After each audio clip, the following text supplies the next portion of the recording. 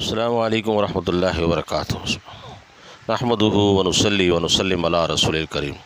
ہر مصیبت و تکلیف کا علاج سعد بن ابی وقاص رضی اللہ تعالیٰ عنہ فرماتے ہیں، ہم ایک روز حضرت صلی اللہ علیہ وسلم کے ساتھ بیٹھے ہوئے تھے۔ آپ نے ارشاد فرمایا، کیا تمہیں ایسی چیز بتلاؤں جس کے پڑھنے سے ہر مصیبت و تکلیف جو کسی انسان پر پڑ گئی ہو دور ہو جائے؟ صحابہ رضی اللہ عنہم نے عرض کیا، یا رسول اللہ صلی اللہ علیہ وسلم ضرور بتلائیے۔ آپ نے فرمایا، حضرت ذوالنون یونس علیہ السلام کی دعا یعنی آیت کریمہ، لا الہ الا انت سبحانک انی کنت من الظالمین، لا الہ الا انت سبحانک انی کنت من الظالمین۔ اللہ اکبر کبیرہ۔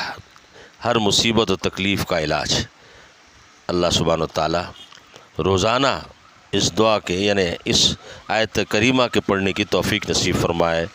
آمین آمین آمین۔ وآخر دعوانا ان الحمد للہ رب العالمین۔ والسلام علیکم ورحمۃ اللہ وبرکاتہ۔